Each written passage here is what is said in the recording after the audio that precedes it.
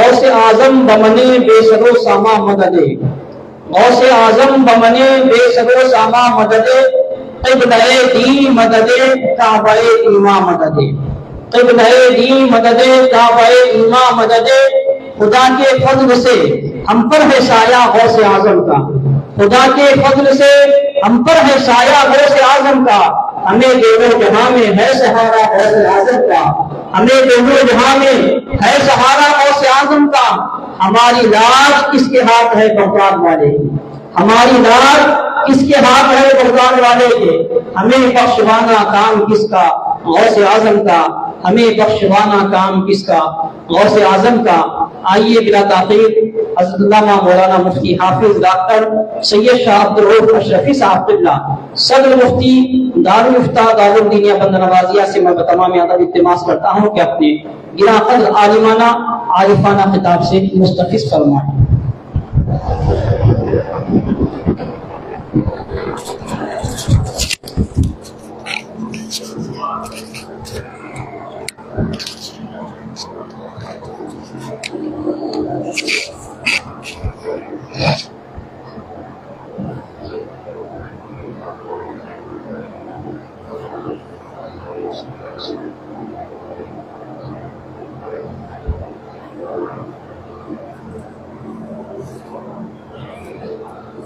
السلام علیکم ورحمۃ اللہ وبرکاتہ۔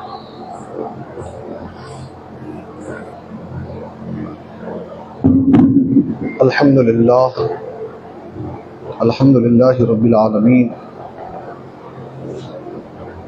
والعاقبۃ للمتقین والصلاة والسلام علی سید الانبیاء واشرف المرسلین وعلی آلہ الطیبین الطاہرین واصحابہ الراشدین الاکرمین وعلی محبیہم وتابعیہم بإحسان الی یوم الدین، واشہد ان لا الہ الا اللہ وحدہ لا شریک لہ، واشہد ان سیدنا ونبینا ومولانا محمدا عبدہ ورسولہ، اما بعد فاعوذ باللہ من الشیطان الرجیم، بسم اللہ الرحمن الرحیم۔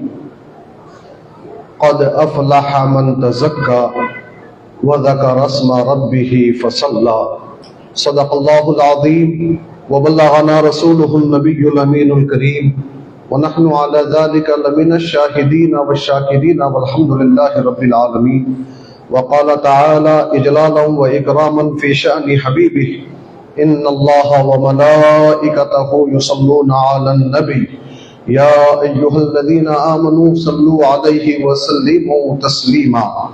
اللہم رب صلی وسلم وزد وبارک علی سیدنا وسندنا وشفیعنا وحبیبنا ومولانا محمد معدن الجود والکرم، وعلی جمیع اخوانہ من الانبیاء والمرسلین، وعلی آلہ واصحابہ وازواجہ وذریاتہ واہل بیتہ وشہداء محبتہ وأولیاء ملتہ وعلماء امتہ وعلینا معاہم اجمعین فی کل لمحۃ ونفس بعدد کل معلوم لک۔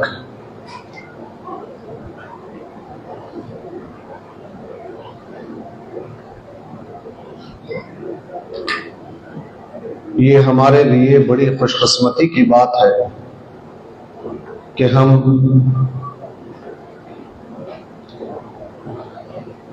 نبی آخر الزمان سیدنا محمد رسول اللہ صلی اللہ علیہ وسلم کے امتی ہیں، آپ کا کلمہ پڑھنے والے ہیں۔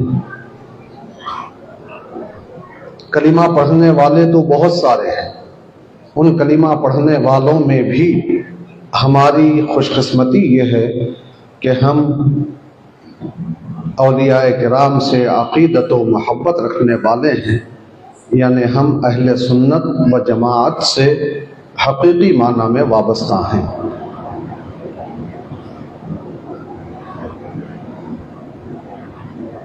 اولیاء کرام روئے زمین کے چپے چپے پر پھیلے ہوئے ہیں۔ گلبرگہ کی سرزمین اولیاء کرام کا گہوارہ ہے۔ میں زیادہ تفصیل میں لے جائے بغیر عرض کرتا چلوں، صاحب تفسیر روح البیان فرماتے ہیں کہ اللہ تبارک و تعالی نے 3 قسم کی مخلوقات کو پیدا فرمایا۔ ایک مخلوق وہ ہے جسے اللہ نے عقل عطا فرمائی ہے، عشق نہیں دیا، اور ایک مخلوق وہ ہے جسے اللہ تبارک و تعالی نے خواہشات عطا فرمائی ہیں مگر عقل نہیں دی۔ وہ مخلوق جسے اللہ نے عقل عطا فرمائی، خواہشات سے دور رکھا، کھانے پینے سے دور رکھا، ضروریات زندگی سے دور رکھا، وہ فرشتے ہیں کہ فرشتے کھاتے پیتے نہیں ہیں، فرشتوں میں عقل ہے، عشق نہیں ہے، خواہش نہیں ہے، جو حکم انہیں ملتا ہے اس کی وہ تعمیل کرتے ہیں۔ اب یہ دوسری اور ایک مخلوق جن کے پاس خواہشات ہیں، عقل نہیں ہے، وہ جانور ہیں کہ جانوروں کے پاس خواہشات ہیں، وہ کھاتے ہیں، پیتے ہیں، آرام کرتے ہیں، مگر ان کے پاس عقل نہیں ہے، سمجھنے کی صلاحیت نہیں ہے۔ اللہ تبارک و تعالی نے ان دونوں مخلوقات کے درمیان میں انسان کو پیدا فرمایا، تو انسان کو عقل بھی عطا فرمائی، خواہشات بھی ان نے رکھ دی۔ ہمارے اندر عقل بھی ہے، ہم سوچتے بھی ہیں، ہم سمجھتے بھی ہیں، اور خواہشات بھی ہیں کہ ہم کھاتے بھی ہیں، پیتے بھی ہیں، ضروریات زندگی کی تکمیل بھی کرتے ہیں۔ تو اب یہاں صاحب تفسیر روح البیان فرماتے ہیں کہ اگر انسان اپنی خواہشات کو غالب کر لے اور اپنی عقل کو مغلوب کر دے تو وہ جانوروں سے بھی بدتر ہو جاتا ہے۔ خواہشات غالب آ گئے، عقل کو پس پشت ڈال دیا تو ایسا انسان جانوروں سے بھی بدتر ہو جاتا ہے۔ اس کے برخلاف وہ انسان جو عقل کو غالب کرتا ہے، خواہشات کو دبا کے رکھتا ہے، خواہشات کو مغلوب رکھتا ہے، ایسا انسان فرشتوں سے بھی اونچا ہو جاتا ہے۔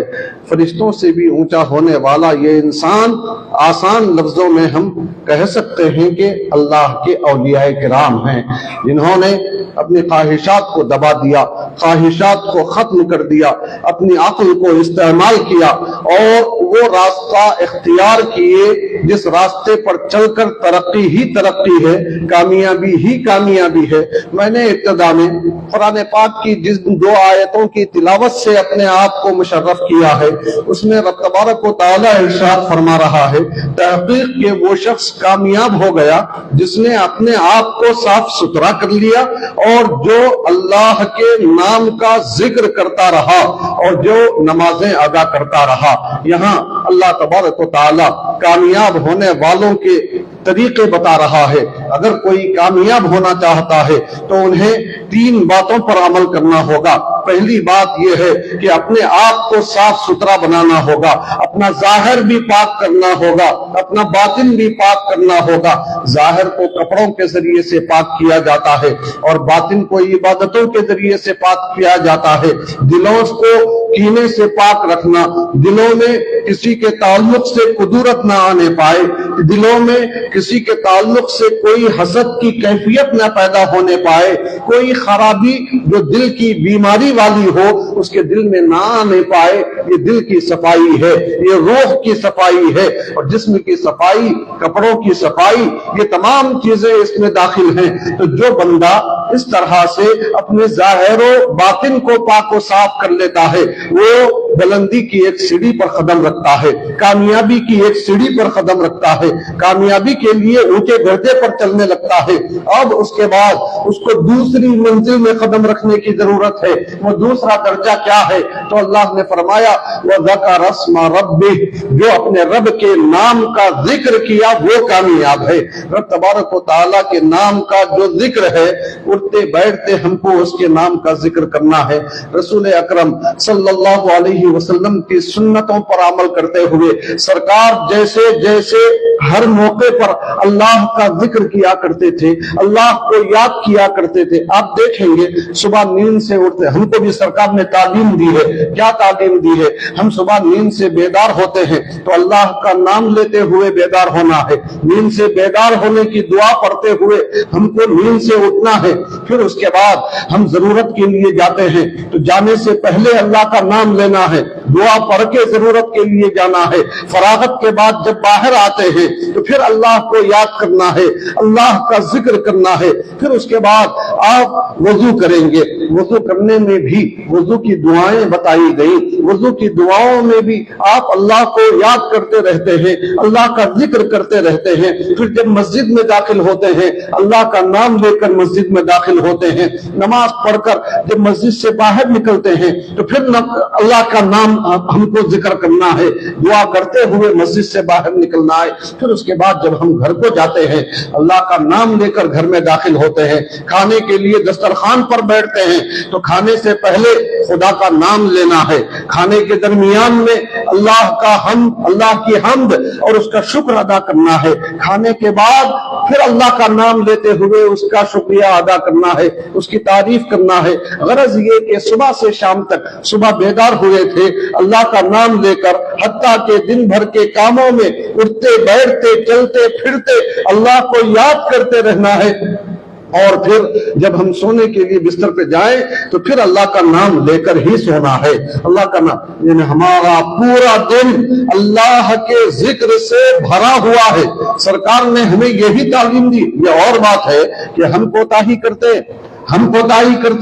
ہم ہمیشہ اللہ کو یاد نہیں رکھتے۔ ہم عام مسلمان ہیں، ہم سے کبھی اللہ کا ذکر ہو پاتا ہے، کبھی ہم سے کوتاہی بھی ہو جاتی ہے، کبھی بھول بھی ہو جاتی ہے، اللہ کے ذکر سے ہم دور بھی ہو جاتے ہیں۔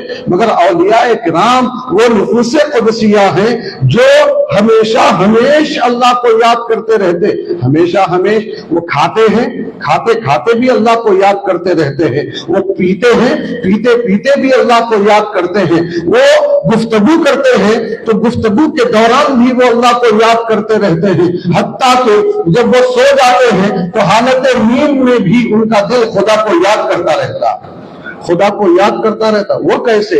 علماء کرام صوفیاء کرام فرماتے ہیں کہ ایک ہے پاس انفاس ایک ذکر ہے، ذکر کا ایک طریقہ ہے۔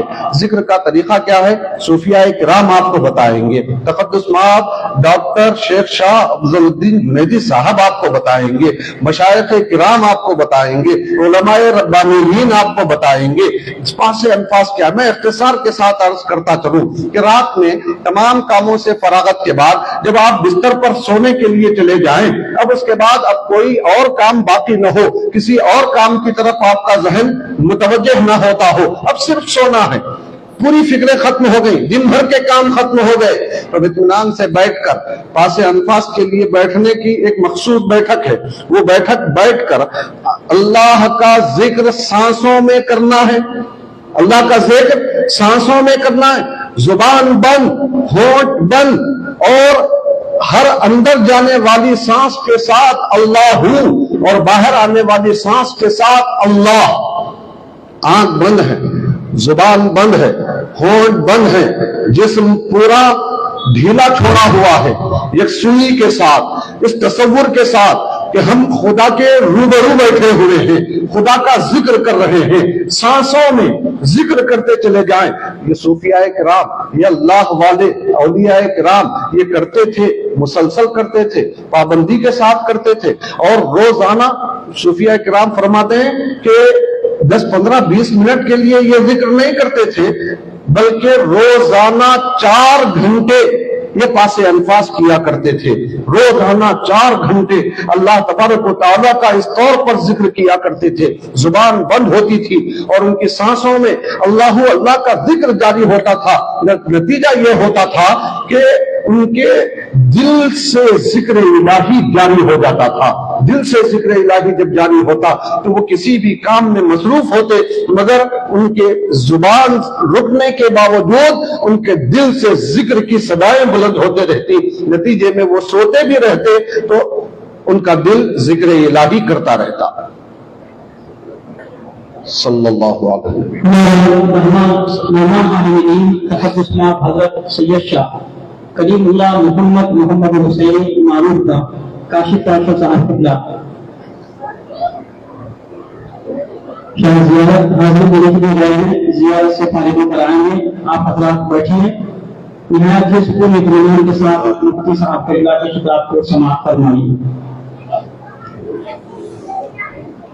ایک مرتبہ درود شریف کر لیجیے.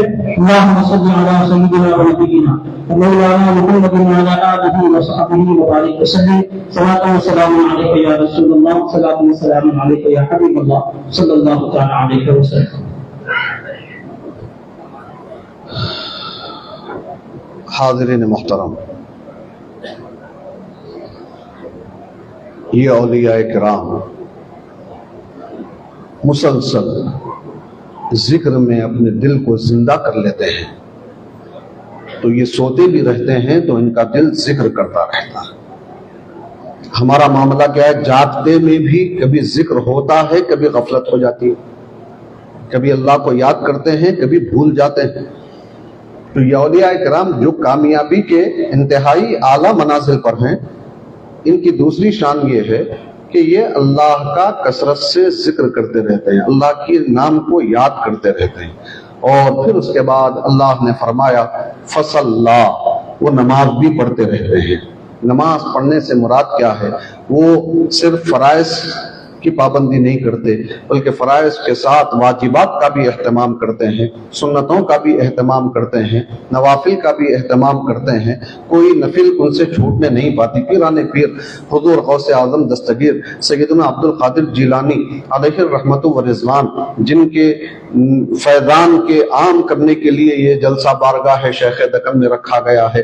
آپ جانتے ہیں کہ حضرت کے پاس ایک صاحب آئے اور آپ کی خدمت میں رہے، صبح و شام آپ کو دیکھتے رہے، آپ کے ساتھ نمازیں پڑھتے رہے، آپ کے ساتھ کھاتے رہے، آپ کے قریب میں سوتے رہے. 1 سال گزر گیا. جب 1 سال مکمل ہو گیا، واپس جانے کی تیاری کرنے لگے. اس دوران انہوں نے حضرت پیران پیر سے کچھ نہیں پوچھا، کوئی سوال نہیں کیا. تو اس وقت حضرت پیران پیر خود ان سے پوچھتے ہیں. اور حضرت پیران پیر ہمارا عقیدہ ہے کہ جانتے ہیں، مگر پھر بھی لوگوں کو بتانے کے لیے پوچھ رہے ہیں کہ بھائی تم آئے تھے، 1 سال تک ہمارے پاس رہے اور بغیر کچھ سوال کیے کہ چلے جا رہے ہو، وجہ کیا ہے؟ تو انہوں نے کہا کہ حضرت میں نے آپ کا بڑا چرچا سنا تھا، آپ کا بڑا نام سنا تھا، بڑی شہرت میں آپ کی سنا تھا، اور شہرت سن کے آپ کے قریب آیا تھا. 1 سال تک آپ کے قریب رہا مگر مایوس ہو کے جا رہا ہوں. تو حضرت پیران پیر غوث اعظم دستگیر سیدنا عبد القادر جیلانی علیہ الرحمت و رضوان نے پوچھا کہ مایوسی تمہیں کیوں ہوئی؟ کیا دیکھ کر مایوس ہوئے ہو؟ تو انہوں نے کہا کہ میں نے آپ کا بڑا شہرہ سنا تھا کہ آپ صاحب کرامت ولی ہیں، مگر میں نے 1 سال تک قیام کے دوران میں آپ سے کوئی کرامت نہیں دیکھی، مایوس ہو کر جا رہا ہوں. مایوس اس طرف متوجہ رہیں ورنہ میں اپنی تقریر ختم کر دوں گا. درود شریف پڑھ لیجیے. اللہم صلی علی سیدنا محمد وعلی آل سیدنا محمد مبارک وسلم. بات چل رہی ہے پیران پیر کی، کسی اور طرف توجہ دینے کی ضرورت نہیں ہے. کیوں؟ اس لیے کہ جو پیروں کے پیر کو چھوڑ کر کسی اور طرف متوجہ ہوتا ہے وہ ہمیشہ محروم ہو جاتا ہے. اگر آپ فیض چاہتے ہیں، بزرگوں کا فیض چاہتے ہیں، تو آپ کو متوجہ رہنا ہے، پورے ادب کے ساتھ سننا ہے. تو حضرت پیران پیر علیہ الرحمت و رضوان نے ان سے پوچھا کہ مایوس کیوں ہو کے جا رہے ہو؟ تو انہوں نے کہا کہ حضرت میں نے آپ کا بڑا شہرہ سنا تھا کہ آپ صاحب کرامت ہیں، 1 سال آپ کے ساتھ رہا مگر اس دوران میں نے آپ کی ایک بھی کرامت نہیں دیکھی، اس لیے مایوس ہو کے جا رہا ہوں. تو حضرت پیران پیر غوث اعظم دستگیر سیدنا عبد القادر جیلانی علیہ الرحمت रहमत व रिजवान ने उस आदमी से पूछा कि तुम 1 साल तक मेरे साथ रहे, क्या तुमने कभी मुझे कोई फर्ज छोड़ता हुआ देखा? तो कहा कि नहीं हजरत, अब फराइज की बड़ी पाबंदी करते हैं। कहा क्या कभी तुमने मुझे कोई सुन्नत छोड़ते हुए देखा? फरमाया नहीं, मैंने कभी आपको कोई सुन्नत छोड़ते हुए नहीं देखा। पूछा क्या कभी कोई नफिल मुझसे छोटा है, कोई आदब मुझसे छोटा है? फरमाया नहीं हजरत, मैंने आपको फराइजों, वाजिबातों, सुननों, नवाफिलों, आदाब का पूरा एहतमाम करते हुए देखा है। तो हजरत पीराने पीर कहने लगे इससे बड़ी करामत और क्या चाहिए? इससे बड़ी करामत शरीयत हक्का पर अमल करने का नाम ही करामत है। शरीयत पे कमा हक़्क़हू अमल करने का नाम ही करामत। यही वजह है कि हजरत पीराने पीर पैदा होते ही रोजा रख रहे, पैदाइश के पहले दिन रोजा रख रहे। हालांकि रोजा मुकल्लफ के लिए है, मुकल्लफ बंदा बालिग होने के बाद होता है, और आम तौर पर 12 साल की उम्र में बच्चा बालिग होता है। मगर हजरत पीराने पीर पैदा होते ही रोजा रखकर ये बता रहे हैं कि मैं मुकल्लफ होने के बाद रोजा नहीं रखूंगा, बल्कि मैं शरीयत हक्का पर पैदाइश ही से अमल करूंगा। ये है करामत, ये है बुजुर्गी।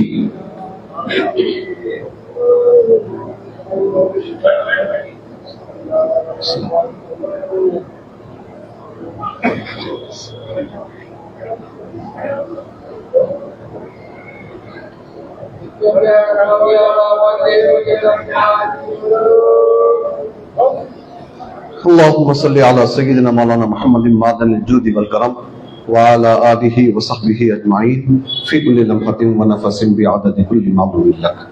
जब ये बात आ गई तो आप ये बात ज़हन में रख के चलें कि हजरत पीराने पीर जब दुनिया में आए, माँ के पेट से आए, तो आपको पता था कि मैं कौन हूँ, किसकी उम्मत में पैदा हुआ हूँ, मुझे आगे चलकर क्या काम करना है।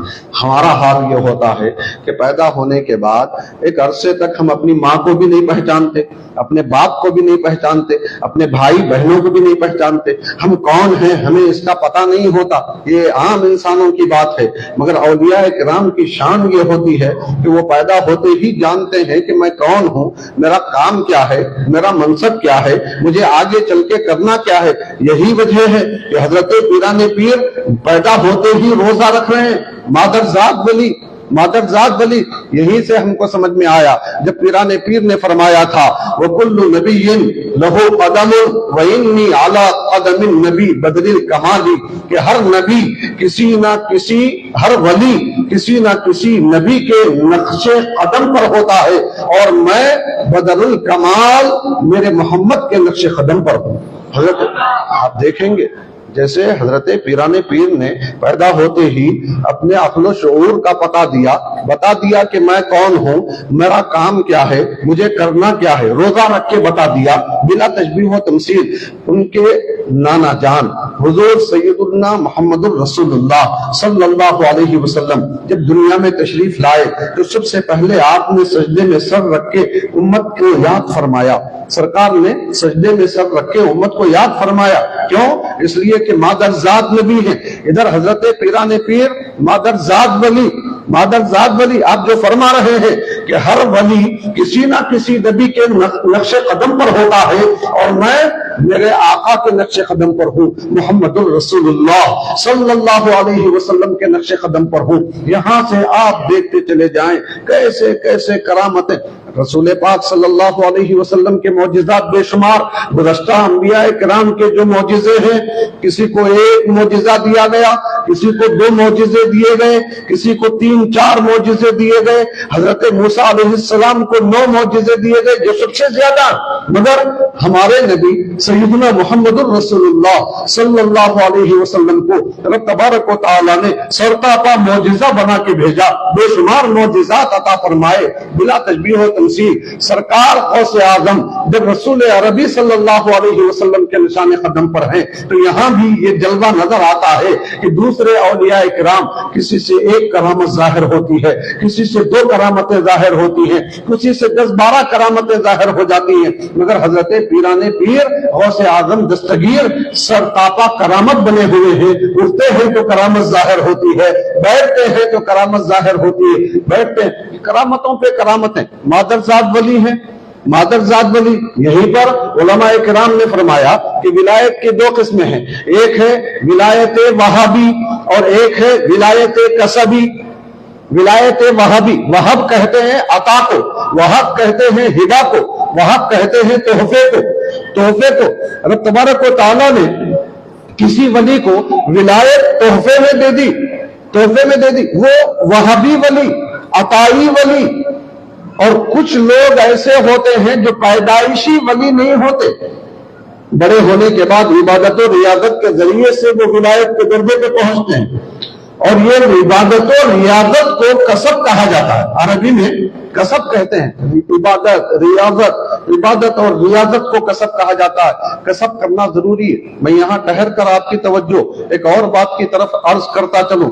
دیکھو، آپ جو ایک انسان ہے وہ جسم اور روح کا مرکب ہے، ہمارا جسم بھی ہے اور ہمارے اندر روح بھی ہے، روح ہے تو ہم زندہ ہیں، روح نکل جائے تو ہم مردہ کہلائیں، مردہ کہلائیں۔ تو یہ جو جسم ہے اس کی ریاضت کے ذریعے سے اس کو طاقتور بنایا جاتا ہے۔